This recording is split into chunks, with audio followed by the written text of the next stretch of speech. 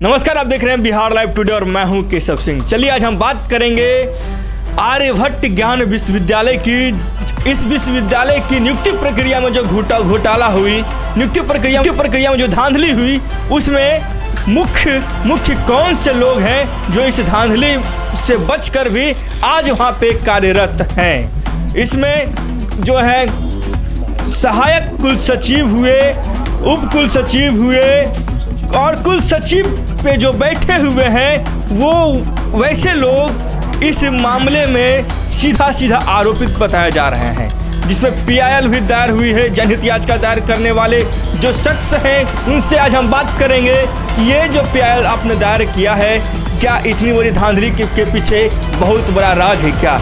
चलिए आपको हम उनसे सीधा रूबरू करवाते हैं, उनसे हम बातें करते हैं कि क्या मुख्य इसमें धांधली हुई और क्या अभी तक इसमें जो सरकार के द्वारा हस्तक्षेप हुई है क्या नहीं हुई है। चलिए इनसे हम सीधा बातें करते हैं।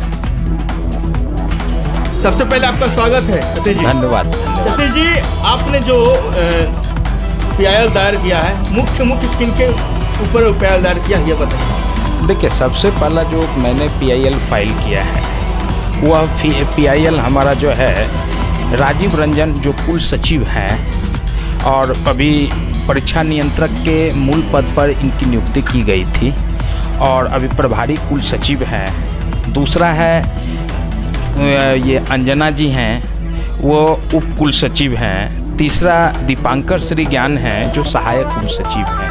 ये तीनों के विरुद्ध मैंने जनहित याचिका माननीय उच्च न्यायालय में दायर किया था। देखिए, सबसे बड़ा बात यहाँ यह है कि जो आर्यभट्ट ज्ञान विश्वविद्यालय है वह माननीय मुख्यमंत्री महोदय का सपनों का विश्वविद्यालय है। और जहाँ तक आर्यभट्ट ज्ञान विश्वविद्यालय की बात करते हैं तो आर्यभट्ट ज्ञान विश्वविद्यालय जो है वह बिहार की सर्वोच्च जो है यूनिवर्सिटी की श्रेणी में आती है। सारा इंजीनियरिंग उन्हीं के पास है, मेडिकल उन्हीं के पास है, टेक्निकल एजुकेशन से रिलेटेड जितने भी कॉलेजेज हैं सब वहाँ से हैं। और वह ऐसा एक विश्वविद्यालय है जो बिहार की आन बान और शान, यह तीनों उसी विश्वविद्यालय में देखने को मिलेगा। क्योंकि टेक्निकल क्षेत्र में जाइए, मेडिकल क्षेत्र में जाइए या किसी कला के क्षेत्र में जाइए, यह सारा विश्वविद्यालय उसी विश्वविद्यालय के अधीनस्थ जो है आते हैं। और उस विश्वविद्यालय में व्यापक उसके विश्वविद्यालय के जो भी वहाँ कार्यरत कर्मी हैं, खासकर मैं 3 लोगों की बात करूँगा।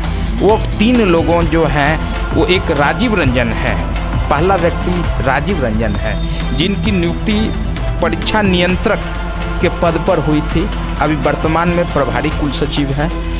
दूसरा जो है कुमारी अंजना है जो उप कुल सचिव के पद पर कार्यरत हैं। और तीसरा जो है दीपांकर श्री ज्ञान है, वह सहायक कुल सचिव है। तो मैं पहली बात यह कहना चाहूँगा कि जहाँ तक राजीव रंजन जी का सवाल है तो राजीव रंजन जी के बारे में मैं यह बताऊंगा कि वह बिहार यूनिवर्सिटी से जो है मुजफ्फरपुर से, बिहार यूनिवर्सिटी मुजफ्फरपुर से स्नातकोत्तर किए हैं। वो उसमें जो है उस स्नातकोत्तर में CWJC जो फाइल हुआ है 18222 यानी कि 28222/2015 में का जो माननीय उच्च न्यायालय में जो CWJC फाइल हुआ है उसमें उनके डिग्री को मान्य नहीं बताया, अमान्य बताया, घोषित किया है। मतलब कि सीधा अवैध डिग्री के साथ वो बिल्कुल अवैध डिग्री जो है CWJC 18222/2015 में माननीय उच्च न्यायालय ने उनके डिग्री को अवैध करार दिया है। दूसरी बात, उनके बाद और मैं बताना चाहूँगा, उनके बीटेक डिग्री जो है, बीटेक का जो अंक प्रमाण पत्र है, उस अंक प्रमाण पत्र में 125 अंकित है जो उनके स्वहस्ताक्षरित है। मैं नहीं कह रहा हूँ, वो खुद अटेस्टेड कर करके, सेल्फ अटेस्टेड कर करके लोगों के बीच में उन्होंने पारदर्शिता की है कि ये 25-25 125, आप हमको बताइए कि 25-25 50 तो सुना था, 25-25 125 होता है क्या? तो वैसे लोग जो है आर्यभट्ट ज्ञान विश्वविद्यालय के अंदर कार्यरत हैं। अब मुझे एक बात बताइए, जहाँ का परीक्षा नियंत्रक ही इतना बड़ा फर्जीवाड़ा करके नौकरी कर रहा है, वहाँ के छात्र का भविष्य कैसे होगा? 12 करोड़ आबादी के बीच की बात है, 12 करोड़ आबादी के बच्चे का भविष्य की बात है, और हम लोग कहते हैं उसके लिए चिंतित नहीं है। इस आधार पर मैंने जनहित याचिका दायर किया है, क्योंकि आधार, मैं भी बिहार का एक नागरिक हूँ, मेरी भी उतनी ही जिम्मेवारी है आर्यभट्ट पर जितना पूरे बिहार वासियों की, क्योंकि माननीय मुख्यमंत्री का सपनों का विश्वविद्यालय था। तो माननीय मुख्यमंत्री के सपनों का विश्वविद्यालय को खंडित ना करें, महिमा मंडित ना करें, इसलिए हमने इस पर PIL दायर किया। दूसरी बात, मैं आऊँगा श्रीमती अंजना जी के ऊपर, जो कुल सचिव हैं, वो उनका भी जो है, उन्होंने जो कार्यरत वहाँ हुए, उनकी जो नियुक्ति हुई, सबसे पहली बात मैं आपको स्पष्ट कर देना चाहता हूँ, ये तीनों नियुक्तियाँ का जो विज्ञापन निकला था आर्यभट्ट ज्ञान विश्वविद्यालय से, वो उसमें जो है 6000 ग्रेड पे और 6 साल का एक्सपीरियंस, अनुभव प्रमाण पत्र के आधार पर इनकी नियुक्ति होनी थी। तो उसके बाद मैं ये तीनों चीज़ में मैं एक एक करके तीनों का अति बताता हूँ कि राजीव रंजन जी का 4800 ग्रेड पे में प्रोग्राम ऑफिसर में NIT में कार्यरत थे। उनका एक्सपीरियंस 2 साल, उनका एक्सपीरियंस मात्र 2 साल, लगभग मान के चलिए 2 साल 4 महीना या कुछ दिन ऐसे ही, 7 दिन या 8 दिन ऐसे ही है उनका कार्य का एक्सपीरियंस है। अंजना जी एक बाल विकास पदाधिकारी थी, CDPO थी, नालंदा में पोस्टेड थी। उस समय उनका ग्रेड पे 4800 था। तो आप समझ लीजिए कि 6000 ग्रेड पे के आदमी को 4800 वाला कैसे फॉर्म फिलअप कर सकता है। अब आप ही सोच लीजिए इस बात को कि जब मेरी आहारता है ही नहीं, अब मैं उसको भर रहा हूँ, ग्रेजुएशन की डिग्री पर वैकेंसी निकली है, इंटरमीडिएट पास हम भर सकते हैं क्या? ये धांधली नहीं तो क्या है? सीधा धांधली का आरोप आप लगा रहे हैं। सीधा मैं कर रहा हूँ। सरकारी महकमे में क्या अभी तक जानकारी हो पाएगी? सरकारी महकमे में शिक्षा विभाग हो, राज्य भवन हो, उसके बाद यूनिवर्सिटी हो, सारे लोगों की जानकारी में है बात। ये नहीं है, मैंने पूरा प्रयत्न किया है। और तीसरा, दीपांकर श्री ज्ञान की बात कर लें तो उन्होंने एक ऐसा एक्सपीरियंस दिया है जो हमारे जन्म से पहले जो अखबार बंद हो गई, सर्च लाइट, 1996 ईस्वी में ही सर्च लाइट बंद हो गई थी अखबार। आप नेट पर गूगल पर सर्च कर लीजिए, आपको पता लग जाएगा।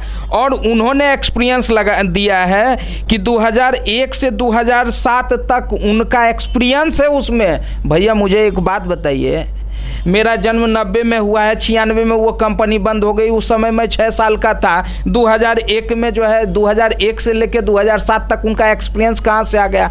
कहाँ ऑफिस था, कहाँ कुछ नहीं नज़र आ रहा है भैया। मैं तो नेट पर सर्च करके देख लिया हूँ कि 1996 में जो अखबार सर्च लाइट बंद है और उसका एक्सपीरियंस लगा दे रहे हैं। और मैं बताता हूँ, एक चीज़ और बता देता हूँ कि उस अति से जो है इनका अनुभव प्रमाण पत्र भी उस नियुक्ति वाली संचिका से गायब कर दिया गया है। लेकिन पेपर ही नहीं है क्या? पेपर ही नहीं है, बायोडाटा में जो लाइन रहता है उसमें इन्होंने अंकित किया है, इसी से पता लग जाता है। और तीसरी बात क्या है कि जब आर्यभट्ट के बारे में मैंने राजभवन में किया, तो राजभवन में आप सोच नहीं सकते हैं।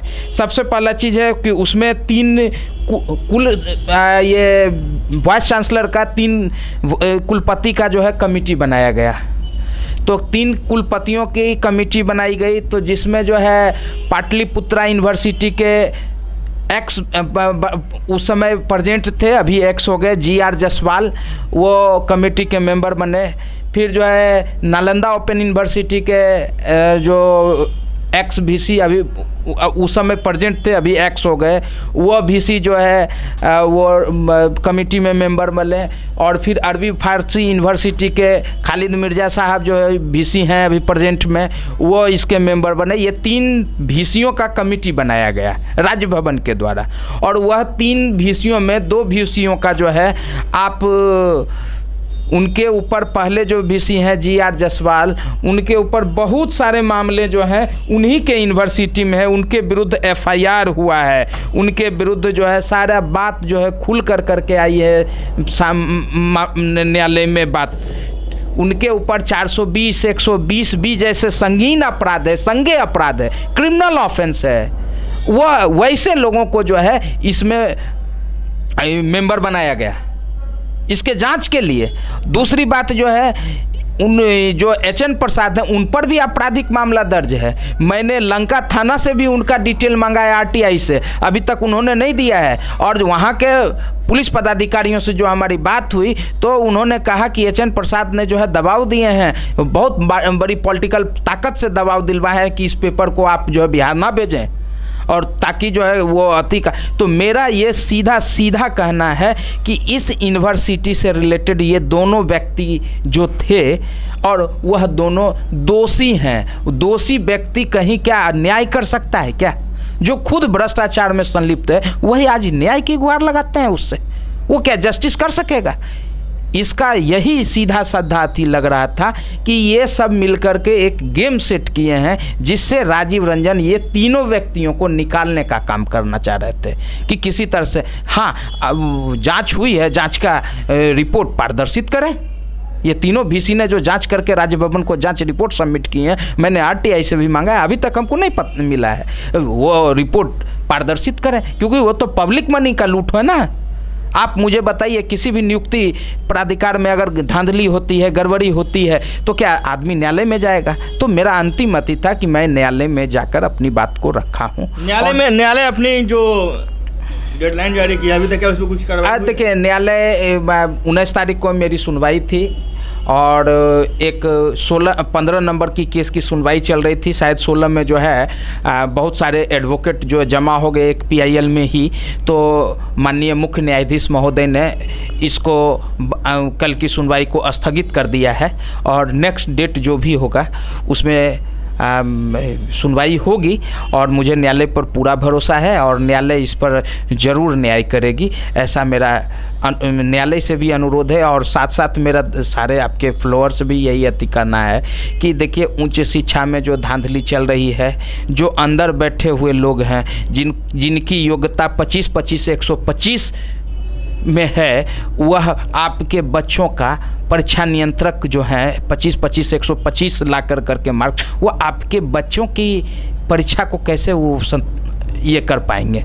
तो मेरा कहने का है कि कम से कम आप लोग जागरूक होइए और इस मुहिम में हम लोग का साथ दीजिए ताकि बिहार में उच्च शिक्षा में जो व्यापक भ्रष्टाचार है उस भ्रष्टाचार का निवारण करने के लिए मैं तैयार हूँ। मुझे सहयोग की आवश्यकता है और मैं आपके चैनल के माध्यम से यह कहता हूं और यह भी अनुरोध करता हूं बिहार के मुखिया माननीय श्री नीतीश कुमार जी से कि इस आप अपने सपनों का यूनिवर्सिटी को बचाने के लिए कम से कम एक न्यायिक जांच इसके उस यूनिवर्सिटी पर ज़रूर करा दें ताकि उसमें व्यापक जो भ्रष्टाचार हुई है उसकी खुलासा हो सके और उस पर जो दोषी है उस पर कार्रवाई हो सके। क्या नाम हुआ आपका? मेरा नाम सतीश कुमार शर्मा हुआ। चलिए, आपने देखा सतीश कुमार शर्मा जी के द्वारा लगातार जो भ्रष्टाचार नियुक्ति प्रक्रिया आर्यभट्ट ज्ञान विश्वविद्यालय में हुई, उन्होंने क्या क्या कहा, पूरा खुलासा आपके सामने रख दी कि कहाँ कहाँ गड़बड़ियाँ थी और कैसे कैसे व्यक्ति आपके विश्वविद्यालय में आकर बैठे हुए हैं। लगातार आप हमारे साथ बनने के लिए बहुत बहुत धन्यवाद। पटना से